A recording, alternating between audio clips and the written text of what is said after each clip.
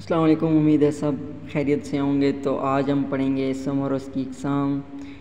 اسم پہلے کس کو کہتے ہیں؟ وہ کلمہ جو کسی شخص یا جاندار یا بے جان کے نام کو ظاہر کرے۔ ٹھیک ہے، کسی شخص یا چیز یا جگہ کے نام کو اسم کہتے ہیں۔ انگلش میں وہی جس کو ناؤن کہتے ہیں۔ تو اس کی جو اقسام ہوتی ہیں، دو اقسام ہیں، اس میں نکرہ، اس میں معرفہ۔ تو جو اس میں نکرہ ہوتا ہے، اس میں نکرہ کسی عام اسم کا نام ہوتا ہے، کلمے کا نام ہوتا ہے جو کسی عام شخص، چیز یا جگہ کے نام کو ظاہر کرتا ہے۔ مثلاً لڑکا، لڑکی، درخت، قلم، شعر، اشارہ۔ ٹھیک ہے، یہ اس میں نکرہ ہوتا ہے، جو کامن سے نام ہوتے ہیں جو ٹھیک ہے، یہ آپ نے اتنا مشکل نہیں ہے۔ اس میں معرفہ کسی خاص چیز، شخص یا جگہ کے نام کو اس میں معرفہ کہتے ہیں، جیسے قائد اعظم، پاکستان، مینار پاکستان، قرآن مجید۔ یہ خاص ہے نا۔ اب قرآن مجید کی جگہ کتاب ہوتا تو کتاب تو ایک کامن سا لفظ ہے، تو یہ اس میں نکرہ ہوتا۔ پاکستان، اب پاکستان ہے، اگر یہ ملک لکھا ہوتا تو یہ کامن ہوتا، ملک کوئی بھی ہو سکتا تھا۔ تو یہ کسی خاص جو نام ہوتے ہیں اس کو اس میں معرفہ، اور کسی عام نام کو اس میں نکرہ کہتے ہیں۔ تو اب ان کی بھی آگے ایک اقسام ہوتی ہے، اس میں نکرہ مطلب اس میں عام کے اقسام ہم پڑھ لیتے ہیں۔ اس کے اسم استفہام، اس میں صفت، اس میں ذات، اس میں حاصل مصدر، اسم حالیہ، اس میں فاعل، اس میں مفعول۔ یہ تو بھائی کیا ہو گیا، اس کی تو اچھی خاصی آگے اور بھی اقسام نکل آئی ہیں، تو چلے آپ نے گھبرانا نہیں ہے، تو آپ نے آگے سمجھنا ہے۔ اب پہلے اس کی اقسام دیکھ لیتے ہیں۔ اس میں استفہام، اسم استفہام ایسا اسم ہوتا ہے جو سوال کرنے یا پوچھنے کے موقع پر بولا جاتا ہے۔ مثلا تمہارا کیا نام ہے، وہ کیوں جا رہی ہے یا وہ کہاں جا رہی ہے، یہ کون لوگ ہیں، بچہ کیوں رو رہا ہے، کون، کہاں، کیوں، کب وغیرہ، یہ استفہام ہے۔ یہ آپ نے دیکھا ہے حروف استفہام بھی تھے، ٹھیک ہے، تو یہ بھی اسی کی ایک ٹائپ ہے، لیکن اسم استفہام ہے۔ تو جناب آپ نے اس میں استفہام اور حروف استفہام کو بھی پیچھے چھوڑیے گا نہیں، اس کو بھی ساتھ پکڑ کے رکھیے گا۔ تو نیکسٹ جو چلتے ہیں، اس میں صفت وہ اسم ہوتا ہے جس میں کسی چیز کی اچھائی یا برائی بیان کی گئی ہو۔ صفت کا مطلب تعریف سمجھیں، کسی چیز کی اچھائی یا برائی بیان کی گئی ہو، جو اس کی اچھائی یا برائی ہوگی وہ اس کی صفت ہوگی۔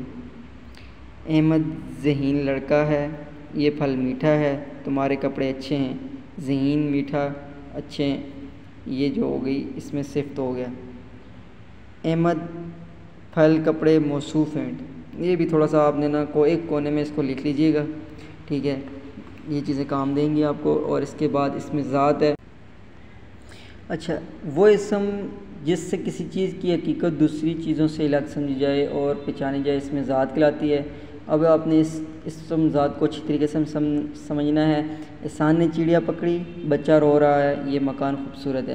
چڑیا، بچہ، مکان، اس میں ذات ہے۔ اب یہ آپ کو اس طرح سمجھ نہیں آئے گی، دیکھیں نا، احسان نے چڑیا پکڑی نا، احسان نے پکڑی، ٹھیک ہے، بچہ رو رہا ہے، وہ خود تو نہیں رو رہا ہے، مطلب دوسرا بندہ رو رہا ہے، یا جو دوسری چیز آئے گی وہ اس میں ذات ہوگی۔ یہ مکان خوبصورت ہے، تو یہ مکان جب یہ آیا پھر مکان آیا نا، مطلب سیکنڈ نمبر پر جو چیز آئے گی وہ اس میں ذات ہوگی۔ یہ آپ نے تھوڑا سا ذہن میں رکھ لینا ہے۔ اس کی اور اس کی اپنی بھی 5 اقسام آتی ہیں۔ اس میں مصغر، اس میں مکبر، اس میں صوت، اس میں اعلیٰ، اس میں ظرف۔ اوہو، یہ تو بھائی کام خراب ہو گیا، اس میں ذات کی بھی آگے 5 قسمیں آ گئی ہیں۔ تو چلیں ہم دیکھ لیتے ہیں، آپ نے گھبرانا نہیں ہے بھائی، گھبرا گئے تو پھر ادھر ہی پھنس جائیں گے۔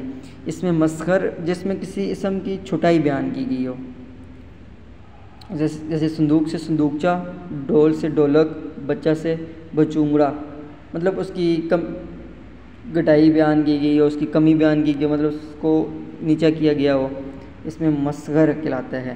اور اس میں مکبر میں جس میں اس کی تھوڑی سی اور تعریف بیان کی گئی ہو، جیسے یا اس کی تھوڑی بڑائی بیان کی گئی ہو، جیسے بات سے بتنگڑ، پگڑی سے پگڑا، راجا سے مہاراجا، مطلب اس کو عزت دی گئی ہو، اس کو مکبر کہتے ہیں۔ اس میں صوت آتی ہے، وہ اسم جو جانداروں یا بے جان کی آواز ظاہر کرے، جیسے چون چون، ٹیں ٹیں، میاؤں میاؤں، کائیں کائیں، کوئی بھی ایک آواز ہوتی ہے جو جاندار اشیاء کیا ہوتی ہے؟ یہ کسی بے جان کی آواز نکل گئی، مطلب کوئی آپ نے چہرے لائی جو آواز نکلی، وہ اس میں ثبوت ہے۔ اس میں اعلیٰ وہ اسم جو اوزار یا ہتھیار کے ناموں کو ظاہر کرے، جیسے چاقو، چھری، بندوق، استری، لاٹھی، خنجر، گھڑی وغیرہ۔ اس میں اعلیٰ مطلب کوئی ایسی چیز جو کسی چیز سے بنی ہو، جیسے چاقو ہو گیا، یہ چیزیں نا اس میں اعلیٰ ہوتی ہیں۔ اس میں ظرف، یہ اسم وقت اور جگہ کے معنی رکھتا ہے، اور اس کی آگے دو مزید قسمیں ہیں۔ بھائی آپ نے گھبرانا نہیں ہے، اس کی آگے دو قسمیں ہیں، ایک ظرف زمان، ظرف مکان۔ اس میں ظرف زمان میں زمانے یا وقت کا ذکر ہوتا ہے۔ بھائی اس میں زمان میں مطلب سمجھ لے زمانے کا وقت ذکر ہوگا، جیسے صبح، دوپہر، شام، رات۔ جیسے ہم صبح سویرے اسکول جاتے ہیں، ہم نے اس میں جو صبح کا ذکر کیا یہ زمان کا کیا ہے۔ اس میں ظرف مکان وہ ہے نا کسی مقام کے اس کا ظاہر کریں گے، جیسے مثلاً باغ، اسکول، عمارت وغیرہ۔ یہ باغ خوبصورت، حال دیکھ لیں یہ باغ خوبصورت ہے، جو اس میں باغ ہے نا یہ ایک ظرف مکان ہے، مطلب کسی مقام کو ظاہر کر رہا ہے۔ اگر اس کے برعکس ہم جو دیکھتے ہیں، ہم صبح سویرے اسکول جاتے ہیں، یہ اس میں جو صبح ہے نا یہ مطلب زمانے کو کس ٹائم گئے تھے بھائی، تو صبح کے وقت۔ تو یہ تھوڑا سا زمانے کے ساتھ آپ نے اس کو اس طرح یاد کر کے آپ اپنا کنسیپٹ کلیئر کر لیجیے گا، ٹھیک ہے۔ تو بھائی ہمارے اس میں ذات کی ختم ہو گئی ہیں اقسام، تو جو ایکچوئل جو ہماری اقسام چاہ رہی تھی اب چل رہی ہے۔ اس میں حاصل مصدر، ایسا اسم جو مصدر سے بنا ہو اور جس میں مصدر کے معنی پائے جائیں، یا پھر وہ اسم جو مصدر کے معنی دے خود مصدر نہ ہو، حاصل مصدر کہلاتا ہے۔ یا پھر وہ اسم جس میں مصدر کے معنی پائے جائیں، یعنی جو کیفیت ظاہر کرے مصدر والی ہو، اس میں حاصل مصدر کہلائے گا۔ اس میں حاصل مصدر کی مثال ہے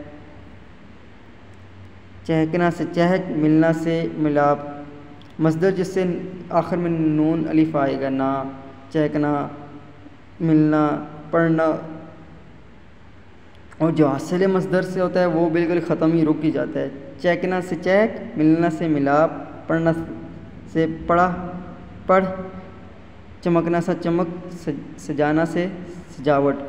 یہ جو ہوتے ہیں اس میں حاصل مصدر مطلب مصدر سے حاصل کیے ہوئے لفظ ہوتے ہیں، آپ نے اس کو یہ ذہن میں رکھنا ہے۔ اس کے بعد جو ہماری پانچویں اقسام ہے، اس میں حالیہ، ایسا اسم جو کسی فاعل یا مفعول کی حالت کو بیان کریں، کہ وہ بھائی کڑے حال چھے، ہنستا ہوا، ہنستے ہنستے، روتے روتے، گاتے گاتے، ٹہلتے ٹہلتے، مجلتے ہوئے، بھاگتے بھاگتے۔ یہ جو اس کے حال کو ظاہر کرے یہ اس میں حالیہ کہلائے گا، ٹھیک ہے، یہ آپ نے سمجھ لینا۔ اس کے بعد اس میں فعل، ایسا اسم جو کسی کام کو ظاہر کرے فعل کہلاتا ہے، یا وہ اسم جو کسی کام کرنے والی جگہ استعمال ہوا ہو، وہ اسم جو کسی کام کرنے والے کو ظاہر کرے اور مصدر سے بنا ہو، اس میں فعل کہلاتا ہے، مصدر سے بنا ہو، ٹھیک ہے۔ لکھنا سے لکھنے والا، میں نے آپ کو پہلے بتایا تھا مصدر وہ ہوتا ہے جس کے آگے نون الف آتا ہے۔ دیکھنے سے دیکھنے والا، سننے والا، پڑھنے والا، ٹھیک ہے، جو مصدر سے بنا ہو۔ اب جدھر آپ نے والا دیکھ لیا نا بس، تو آپ سمجھ آئیے گا اس میں فعل ہی ہے۔ تو اس کے علاوہ عربی کی جو اردو میں عربی کے کچھ اسم بھی استعمال ہوتے ہیں وہ آپ نے دیکھ لینے، جیسے عالم علم والا، قاتل قتل والا، حاکم حکم والا۔ یہ جدھر والا آ گیا نا تو آپ نے بھائی سمجھ لینا اس میں فاعل ہے، ٹھیک ہے۔ اس کے علاوہ فارسی کے بھی الفاظ استعمال ہو جاتے ہیں، باغبان، ہواباز، کاریگر، کارساز، پرہیزگار، پرہیز کرنے والا۔ اب جدھر یہ والا شالا آ گیا نا آپ نے اس کو فاعل کر دینا، اس میں فاعل، آنکھیں بند کر کے لگا دینا بھائی کہ یہ تو اس میں فاعل ہے۔ اچھا جی، اب تو مسئلہ ایک اور آ گیا، اس میں فاعل کی بھی آگے اقسام آ گئی، اس میں فاعل کی اقسام آ گئی۔ اس میں فاعل مفرد، اس میں فاعل مرکب آ گیا، فاعل قیاسی، فاعل سماعی۔ فاعل مفرد وہ ہوتا ہے جو لفظ واحد کی صورت میں ہو لیکن اس کے معنی ایک سے زیادہ الفاظ پر مشتمل ہو، آپ نے یہ سمجھنا ہے۔ جیسے ڈاکو ڈاکہ ڈالنے والا، چور چوری کرنے والا، صابر صبر کرنے والا، یہ مفرد ہوں گے، مطلب اس کے معنی ایک الفاظ سے زیادہ الفاظ پر مشتمل ہوں گے۔ فعل مرکب وہ اسم ہوتا ہے جو زیادہ الفاظ پر مشتمل ہوتا ہے، جیسے دو مطلب اسموں سے مل کر ایک اسم بنا ہوتا ہے، جیسے جیب کترا۔ یہ دیکھیں اب جیب کترا دو الفاظ سے بنا ہوا ہوتا ہے۔ بازی گر، کاری گر، یہ جو لفظ ہوتے ہیں یہ مرکب ہوتے ہیں، اور جو مفرد ہوتے ہیں وہ زیادہ ان کے معنی زیادہ ڈیٹیل میں ہوتے ہیں، جیسے ڈاکو ڈاکہ ڈالنے والا، یہ آپ نے سنا۔ اور فعل قیاسی ایسا فعل جو مصدر سے بنا ہو فعل قیاسی کہلاتا ہے۔ مصدر میں نے آپ کو پہلے بتایا تھا کہ نون الف والا ہوگا، اور یہ اس سے بنا ہوتا ہے۔ کھانا سے کھانا کھانے والا، کھانے والا۔ سونا سے سونے والا، آنے سے آنے والا، دوڑنے سے دوڑنے والا۔ ٹھیک ہے، یہ فعل قیاسی ہوں گے۔ فعل سماعی ایسا اسم فاعل جو مصدر سے نہ بنا ہو۔ ٹھیک ہے، آپ نے جس کے آگے نون الف لگا ہوتا ہے یہ مصدر والے سے بنا ہوتا ہے، اور یہ بس اہل زبان کے سننے سے حاصل ہوا ہو، جیسے شتربا، گویابان، بیکاری، جادوگر وغیرہ۔ یہ جو ہوتے ہیں یہ فعل سماعی ہوتے ہیں، مطلب اہل زبان کے الفاظ سے بنے ہوتے ہیں۔ فعل اور اسم فاعل میں فرق کیا ہوتا ہے؟ فاعل ہمیشہ جامد اور کسی کام کرنے والے کا نام ہوتا ہے، مطلب سبجیکٹ ہوتا ہے۔ احمد نے اخبار پڑھا، عرفان نے خط لکھا، اس میں احمد اور عرفان فاعل ہیں۔ اس میں فاعل ہمیشہ یا تو مصدر سے بنا ہوتا ہے، مصدر مطلب نون الف نا سے، تو اس کی آپ مثال دیکھیں، لکھنا سے لکھنے والا، یہ لکھنے والا ہے نا، اس میں فاعل ہے۔ پڑھنے سے پڑھنے والا، کھانے سے کھانے والا، سونے سے سونے والا، یا پھر اس کے ساتھ کوئی فاعلی علامت پائی جاتی ہے، مثلا پہرہ دار، باغبان، کارساز۔ تو آپ نے اس میں فاعل جو ہوتا ہے یہ مصدر سے بنا ہوتا ہے۔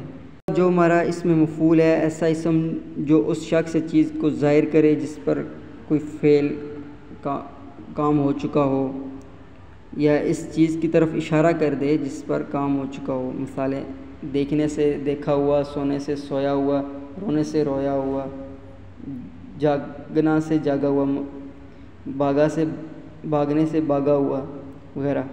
یہ آپ نے تھوڑا سا سمجھنا ہے۔ اللہ مظلوم کی مدد کرتا ہے، وقت پر بویا گیا بیج آخر پھل دے دیتا ہے، رکھی ہوئی چیز کام آ جاتی ہے۔